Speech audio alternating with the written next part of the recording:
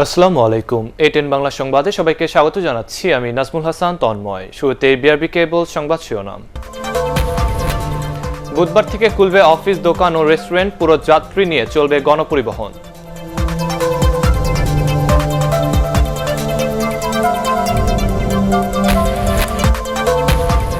করোনায় দেশে আরও 241 জনের মৃত্যু, দ্বিতীয় দিনে গণটিকা নানা জায়গায় বিশৃঙ্খলা।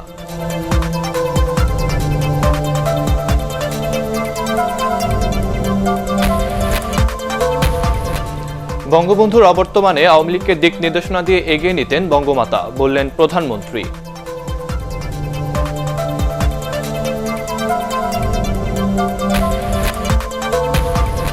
এবং পরিমণি সহ গ্রেফতারকৃতদের জিজ্ঞাসাবাদে অনেক ভিআইপির নাম বেরিয়ে এসেছে বলছে সিআইডি।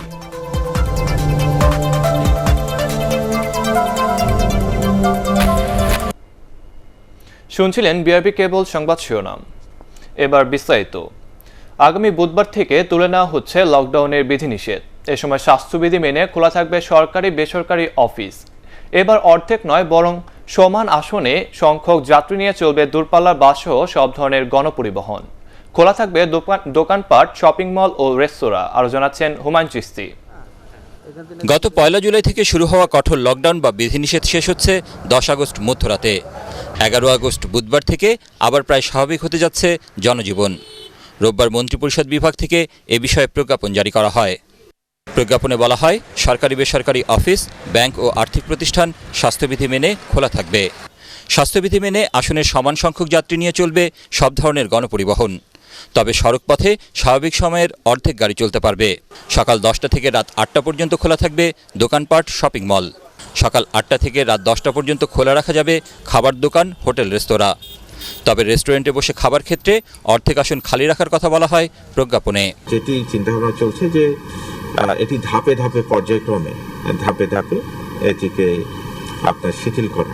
কি পর্যায়ে শিথিল করতে পারবো সেটি কিন্তু আমাদের সে বিষয়টি নিয়ে আমরা হয়তো আজকে সিদ্ধান্ত পাবো মাননীয় প্রধানমন্ত্রীর কাছ থেকে। এবং এই পরিস্থিতিতে অত্যন্ত সতর্কতার সাথে সকলে যেন আপনার স্বাস্থ্যবিধি মেনে কর্মকাণ্ডগুলো করেন, সেটির উপরে আমাদের সর্বোচ্চ জোর থাকবে। সকল ক্ষেত্রে মাস্ক পরা নিশ্চিত করা এবং স্বাস্থ্যবিধি মেনে চলার নির্দেশনা দেওয়া হয় প্রজ্ঞাপনে। তবে এখনও শিক্ষা প্রতিষ্ঠান ও পর্যটন কেন্দ্র খোলার সিদ্ধান্ত নেয়নি সরকার। হুমায়ুন চিস্তি, এটিএন বাংলা, ঢাকা। লকডাউন এখন শুধু প্রজ্ঞাপনে সীমাবদ্ধ। রাজধানী জুড়ে গাড়ির যানজট, ব্যস্ততা বেড়েছে সবখানে। শুধু বন্ধ বাস ও শপিং মল। জনস্বাস্থ্য বিশেষজ্ঞরা বলছেন, এ ধরনের লকডাউনে শুধু ভোগান্তিই বাড়বে, নিয়ন্ত্রণে আসবে না করোনা ভাইরাস। মাহবুব কবির চপলের রিপোর্ট। লকডাউনে প্রাইভেট গাড়ির চাকা ঘুরলেও ঘুরছে না নিম্নবিত্তের ভাগ্যের চাকা। এই যেমন শাহবাগের ফুলের দোকানিদের কথায় ধরা যাক। থরে থরে ফুল সাজিয়ে রেখেছেন, কিন্তু ক্রেতা নেই। 22 বছর ধরে ফুলের দোকানে কাজ করছেন মিলন, কখনো এমন পরিস্থিতি দেখেননি। অফিস প্রোগ্রাম নাই, প্রোগ্রামগুলো বন্ধ, বিয়ে শাদীর প্রোগ্রাম বন্ধ, এখানে ফুল চলে না। সঞ্চয় যা ছিল এই 2 বছরে তো সব শেষ হয়ে গেছে। সরকারি লোক যারা লকডাউনে তারা ফায়দা লুটতেছে, সরকারি বেতন পাচ্ছে।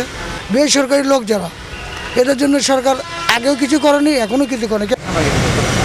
লকডাউনে শিল্প কারখানা খোলা থাকলেও বন্ধ শপিং মল, দোকানপাট। বাস না চললেও সড়কে দেদারসে চলছে প্রাইভেট কার। প্রথম দিকে কিছুটা কড়াকড়ি থাকলেও এখন নেই। নির্দেশনা কঠোর অবস্থানে আছে, কিন্তু এখন আপনার সব অফিস খোলা, ব্যাংক খোলা, কলকারখানা খোলা, এই কারণে গাড়ির সংখ্যাটা বেশি। আগামী বুধবার থেকে দোকানপাট ও বাস চালুর ঘোষণা দিয়েছে সরকার। এ অবস্থায় কিভাবে জীবন ও জীবিকার সমন্বয় করে করোনা নিয়ন্ত্রণ সম্ভব তার ধারণা দিলেন এই জনস্বাস্থ্য বিশেষজ্ঞ। এই ধরনের লকডাউনের নামে সীমিত চলাচলের উপর নিয়ন্ত্রণের কার্যকারিতা তেমন থাকবে না। পরীক্ষা করাটা এবার প্রায় রোগী চিহ্নিত করতে পারেন না, বিধায় এটা সংক্রমণ ধারাবাহিকভাবে চলতে থাকে। দ্বিতীয়ত, সংক্রমণ বিস্তারের প্রধান বাধা হচ্ছে মাস্ক। আপনি দেশের 16 কোটি লোককেই মাস্ক পরাতে পারেন নাই, আপনি সংক্রমণের বিস্তার বন্ধ করবেন কিভাবে?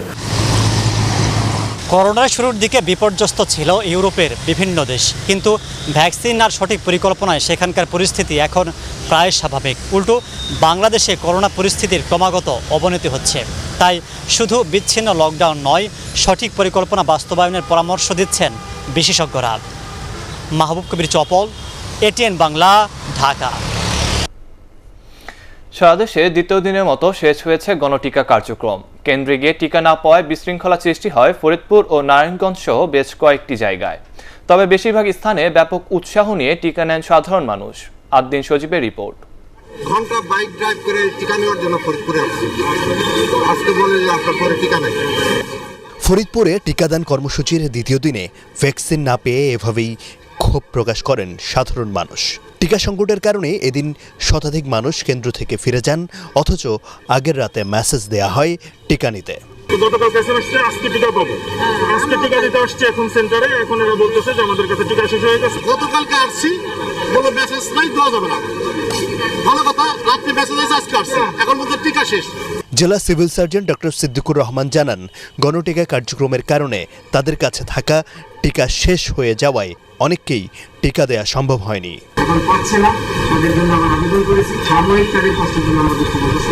গণটিকা নিতে মানুষের অতিরিক্ত চাপে বিশৃঙ্খলা দেখা যায় কোথাও কোথাও। কয়েকটি কেন্দ্রে দুপুর 12টার মধ্যেই নির্ধারিত টিকা শেষ হয়ে যায়। নাটোর জেলার 16টি ইউনিয়নে করোনার টিকা নিতে নারী পুরুষের উপচে পড়া ভিড়। প্রতিটি কেন্দ্রে সর্বোচ্চ 600 টিকা নির্ধারিত থাকলেও সেখানে মানুষের উপস্থিতি হাজার ছাড়িয়ে যায়। বরিশাল জেলার 87টি ইউনিয়নের 877টি কেন্দ্রে 56,218 জনকে টিকা দেয়া হয়। নরসিংদীতে 93টি কেন্দ্রে 47,400 ডোজ টিকা দেয়া হয়। টিকা নিতে মানুষের এমন আগ্রহ প্রত্যন্ত অঞ্চলেও। গণটিকা কার্যক্রমের সব কেন্দ্রেই এমন দীর্ঘ সারি। কুমিল্লায় ইউনিয়ন পর্যায়ে গণটিকা কার্যক্রম শনিবার শেষ হয়ে গেলেও সিটি কর্পোরেশনে দ্বিতীয় দিনের মতো চলে এই ক্যাম্পেইন। জামালপুরেও টিকা পেয়ে খুশি গ্রামের মানুষ। এদিন 4টি ইউনিয়নে টিকা দেয়া হয়। শেরপুর জেলায় প্রথম দিনে 33,600 মানুষকে টিকা দেওয়ার লক্ষ্যমাত্রা থাকলেও 34,087 জন টিকা নেন।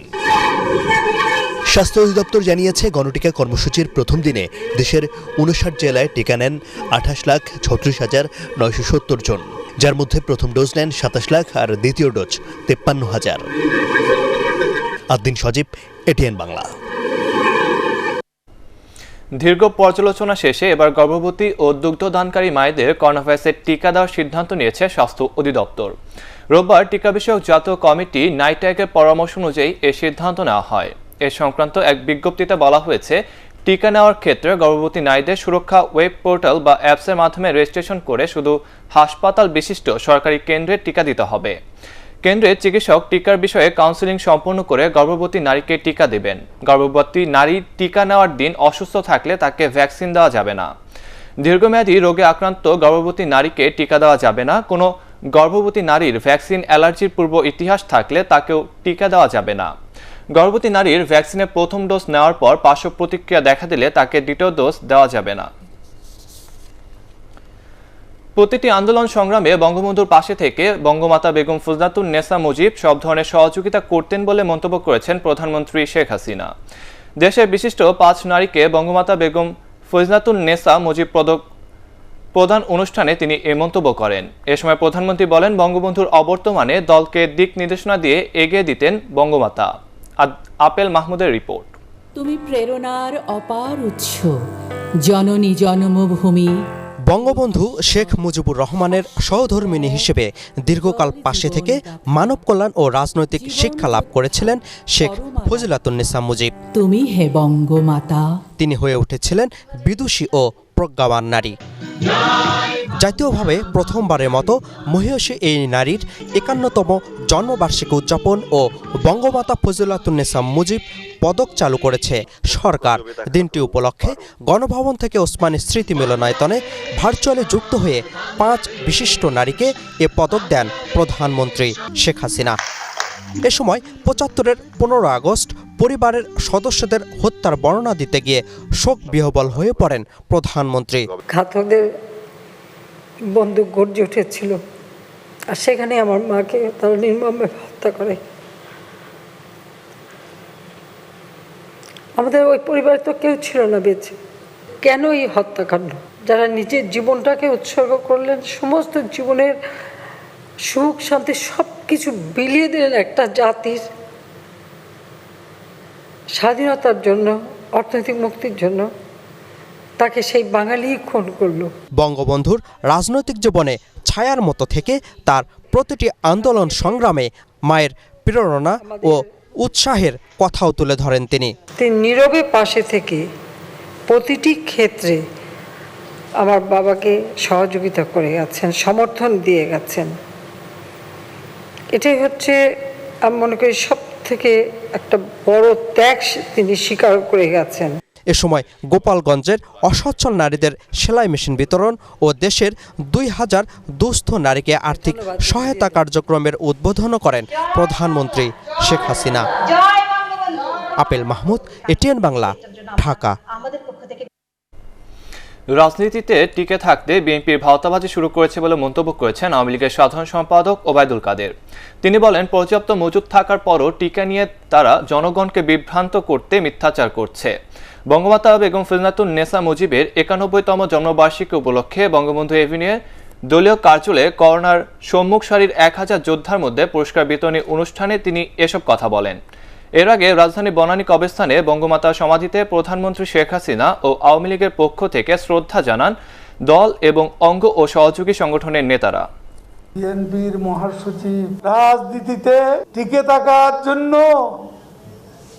ভাওতাবাজি করছেন, ভাওতাবাজি করে দেশ শাসন করেছেন, মানুষের সঙ্গে ভাওতাবাজি করছেন। সব টিকার আয়োজন বিদেশ থেকে করে এবং এগুলো চালান নিশ্চিত করে শেখ হাসিনা এই গণটিকা কার্যক্রম শুরু করেছেন। এখানে কোনো ভাওতাবাজি নেই। জাতির পিতা শেখ মুজিবুর রহমানের বঙ্গবন্ধু হওয়ার পেছনে বঙ্গমাতা বেগম ফজিলাতুন নেসা মুজিবের ভূমিকা অনস্বীকার্য বলে মন্তব্য করেছেন তথ্য ও সম্প্রচার মন্ত্রী ডক্টর হাসান মাহমুদ। বঙ্গমাতার 91তম জন্মবার্ষিকী উপলক্ষে রাজধানীর কাকরাইলে তথ্য ভবন মিলনায়তনে এক আলোচনা সভায় তিনি এই মন্তব্য করেন। তিনি আরও বলেন, বিএনপি শুরু থেকেই টিকা কার্যক্রম নিয়ে কুৎসা রটালেও পরবর্তীতে তাদেরও টিকা নিতে দেখা গেছে। লকডাউন পরিস্থিতি স্বাভাবিক হলে সিনেমা হলের মালিকরা ব্যাংক থেকে সহজ শর্তে ঋণ পাবেন বলেও জানান হাসান মাহমুদ। তারা ভেবেছিল সরকার টিকা দিতে পারবে না, জনগণকে টিকা দিতে পারবে না। যখন দেখতে পেল যে সরকার লক্ষ লক্ষ মানুষকে টিকা দেওয়া শুরু করেছে, গণটিকা কার্যক্রম শুরু করেছে, তখন আসলে তারা হিতাহিত জ্ঞান হারিয়ে ফেলেছে।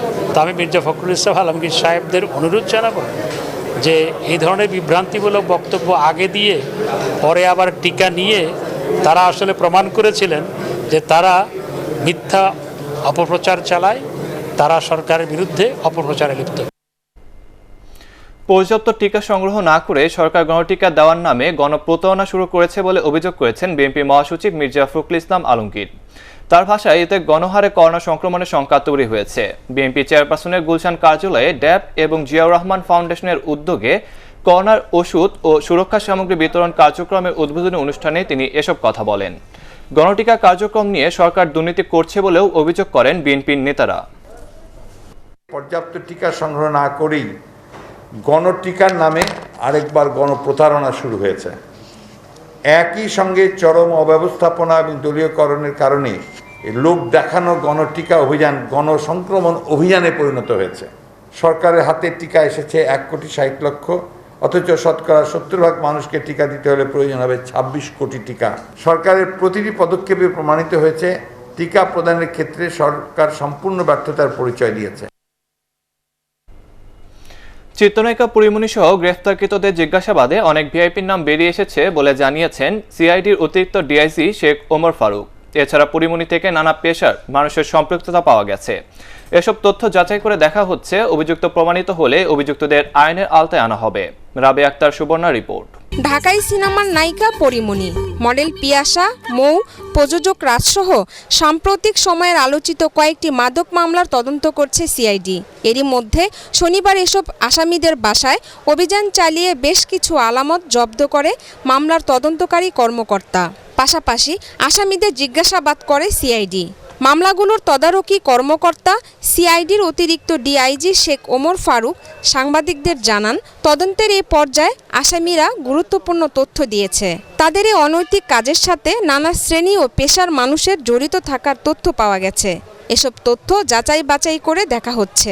সহজে সবকিছু সবাই তো স্বীকার করে না, আমরা কিন্তু জিজ্ঞাসাবাদের মাধ্যমেই আমাদের সেই সব তথ্য বের করে নিয়ে আসতে হচ্ছে। অনেক নাম পাচ্ছি, কিন্তু সেই নামগুলো আমাদেরকে ভেরিফাই করতে হবে। অনেক মানুষের সাথে সম্পৃক্ততার কথা আসছে, এই মুহূর্তে কোনো পার্টিকুলারলি পেশার কথা আমি বলবো না, কিন্তু আমরা নানা পেশার লোকজনের নাম পাচ্ছি।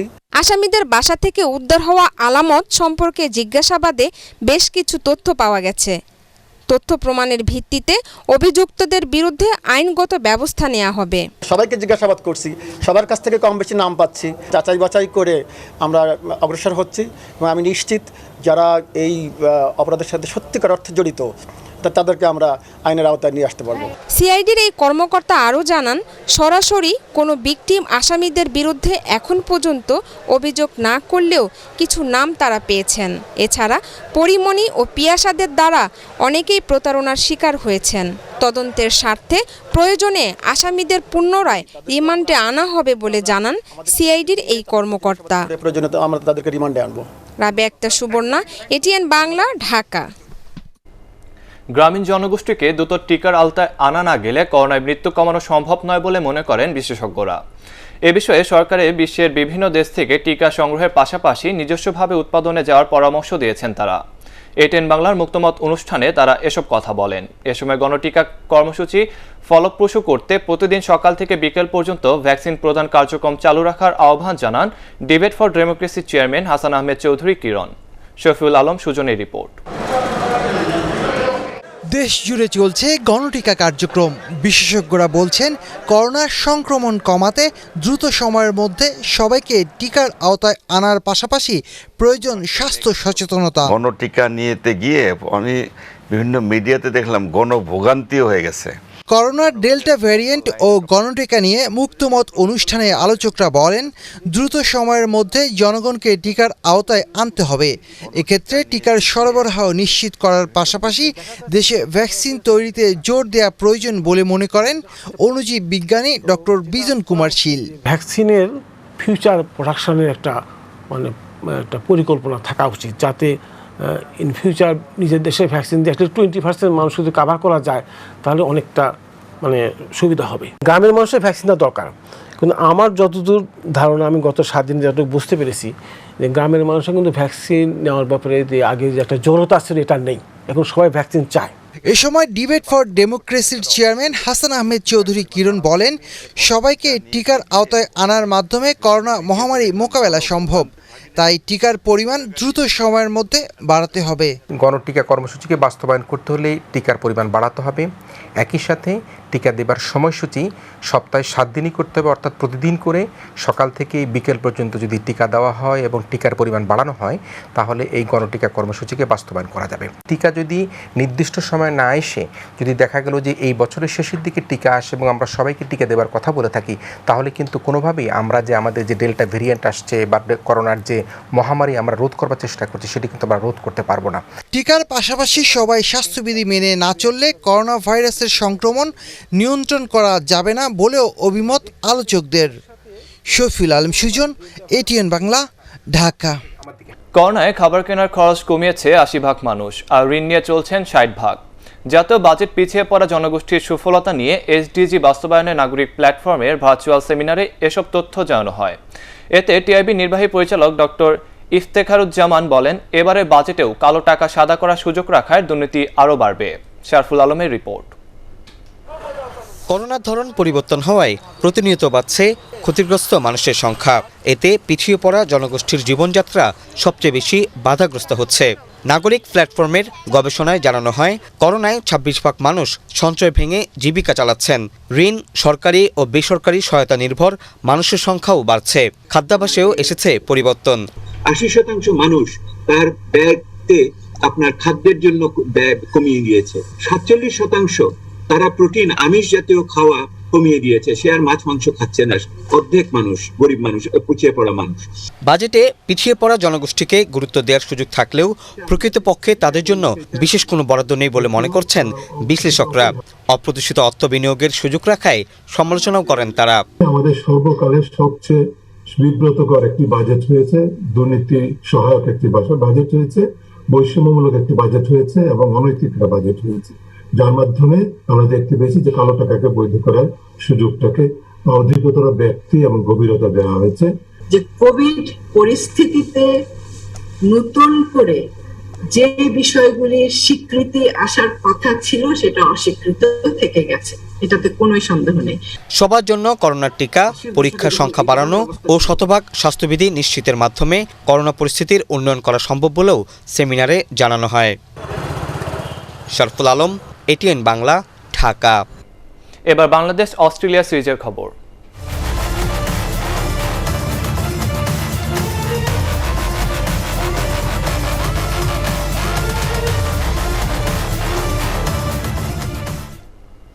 মিরপুরে 5 ম্যাচ সিরিজের পঞ্চম ও শেষ টি-20তে আজ অস্ট্রেলিয়ার বিপক্ষে মাঠে নামবে বাংলাদেশ।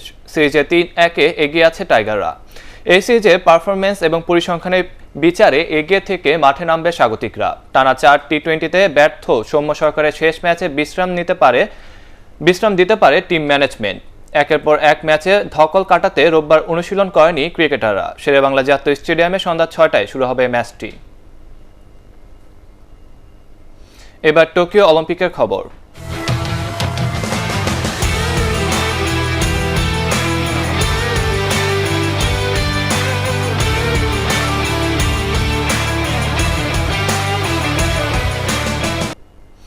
কেনিয়ার এলিউড কিপচোগে ম্যারাথনের শ্রেষ্ঠত্ব ধরে রাখার মধ্য দিয়ে শেষ হল Tokyo Olympic games. The greatest show on earth এর সমাপনী অনুষ্ঠানে অলিম্পিক স্টেডিয়ামে জাপানের যুবরাজ আকিশিনো উপস্থিত হন আইওসি প্রেসিডেন্ট থমাস বাককে সঙ্গে নিয়ে। বিদায় বেদনায় ভরা থাকলেও 2024 সালে প্যারিসে দেখা হওয়ার আহ্বান ছিল সমাপনী আয়োজনে। 39টি স্বর্ণপদক জিতে শেষ দিনে চীনকে টপকে সবার শীর্ষে উঠে যায় যুক্তরাষ্ট্র। তৃতীয় হয়েছে স্বাগতিক জাপান। এবার পার্টেক্স খেলার খবর।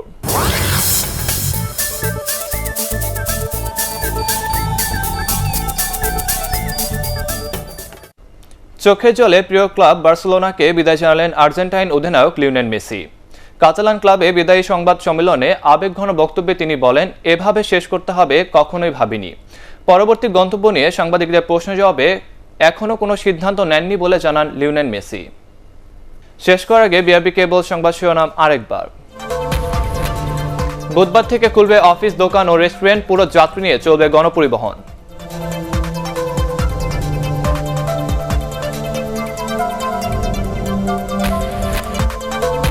করোনায় দেশে আরো 241 জনের মৃত্যু, দ্বিতীয় দিনে গণটিকার নানা জায়গায় বিশৃঙ্খলা।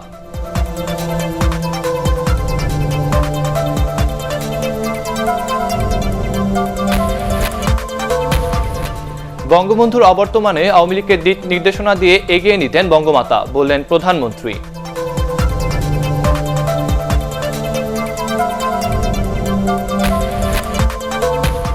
এবং পরিমণি সহ গ্রেফতারকৃতদের জিজ্ঞাসাবাদে অনেক ভিআইপির নাম বেরিয়ে এসেছে বলছে সিআইডি।